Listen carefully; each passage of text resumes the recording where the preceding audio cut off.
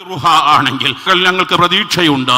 ഇവിടുത്തെ ഭരണഘടന ഞങ്ങൾക്ക് സമാധാനം നൽകുന്നതാണ്, സ്വാതന്ത്ര്യം നൽകുന്നതാണ്. അതുകൊണ്ടാണ് ഈ ഭരണഘടന സംരക്ഷിച്ചേ പറ്റൂ എന്നത്.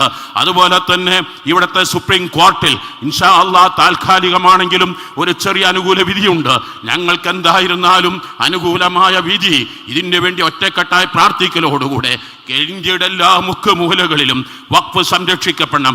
വഖഫ് എന്ന് പറയുന്നത് നിങ്ങൾക്കാക്കി അവരുടെ ഭാര്യമാരെ വിധവകളാക്കി നേടിയെടുത്ത ഈ സ്വാതന്ത്ര്യം നമുക്ക് സംരക്ഷിക്കപ്പെടണം, ഭരണഘടന സംരക്ഷിക്കപ്പെടണമെന്ന് മാത്രം അവകാശപ്പെട്ടുകൊണ്ട് വളരെ തിരക്കുള്ളത് കൊണ്ട് ഞാൻ നിങ്ങളുടെ എൻ്റെ സംസാരം ഉപസംഹരിക്കുന്നു. അസ്സലാമു അലൈക്കും വറഹ്മത്തുള്ളാഹി വബറകാതുഹു. കഴിഞ്ഞാൽ ഉടൻ വേദിയിൽ പ്രൗഢമായ പ്രഭാഷണങ്ങൾ നടക്കുന്നു.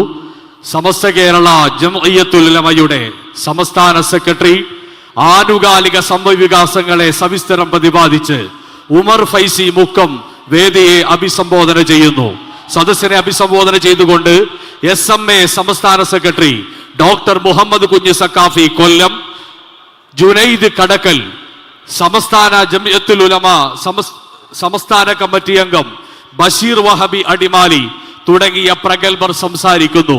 വേദിയിൽ ഇന്ത്യ രാജ്യത്തിന്റെ പൈതൃകത്തെ ഉയർത്തുന്ന മാനിഷാദ തീം സോങ് നടക്കുന്നതാണ്. രണ്ട് സഭകളിലും ഇപ്പോൾ മുസ്ലിം സമുദായത്തിനുള്ളത് എണ്ണാൻ പോലും ആളുകളില്ല.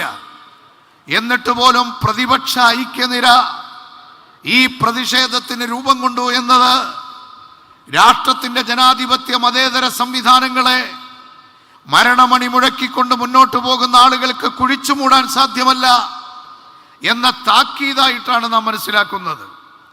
ഇന്ത്യ രാജ്യത്തിന്റെ പരമോന്നത നീതിപീഠമായ ബഹുമാനപ്പെട്ട സുപ്രീം കോർട്ടിൽ ഈ വിഷയം ഉന്നയിക്കുന്ന സമയത്ത് ഇപ്പോൾ കോടതി കണ്ട നിരീക്ഷണങ്ങളിലെല്ലാം സുപ്രീം കോർട്ട് നിരീക്ഷിച്ചുകൊണ്ട് ചോദ്യം ചെയ്തിട്ടുണ്ട്. എന്നാൽ പ്രിയപ്പെട്ട സഹോദരങ്ങളെ, അത്തരം നിരീക്ഷണങ്ങളുടെ ഒക്കെ ഒരു പരമ്പര കഴിഞ്ഞ് ബാബരി മസ്ജിദ് ഡിമോളിഷനുമായി ബന്ധപ്പെട്ട സുപ്രീം കോർട്ടിന്റെ കണ്ടെത്തലുകൾക്ക് അവസാന വിധി വരുമ്പോഴേക്ക് അതിന്റെ മുഴുവൻ ഊർജവും ചോർന്നിരുന്നു എന്ന വസ്തുത ആശങ്കയോടെ കാണാമെങ്കിലും ഇന്ത്യ രാജ്യത്ത് പരമോന്നത നീതിപീഠത്തിലും ഇവിടുത്തെ വ്യവസ്ഥാപിത സംവിധാനങ്ങളിലും വിശ്വസിക്കുന്ന ഒരു സമുദായം എന്ന നിലക്ക് ഞങ്ങളിവിടെ അഹ്ലുസുന്നത്തി വൽ ജമാഅ ഒരുമിച്ചൊന്നായി കൂടിയപ്പോൾ എന്തുകൊണ്ട് സുന്നികളല്ലാത്തവരില്ല എന്ന് ചോദിക്കുന്നിടത്ത് വളരെ വ്യക്തമായും ഒരു സംശയത്തിന്റെ നിഴലിൽ പോലും ഒരു മതരാഷ്ട്രവാദത്തിന്റെ ഇഷ്യൂ വരെ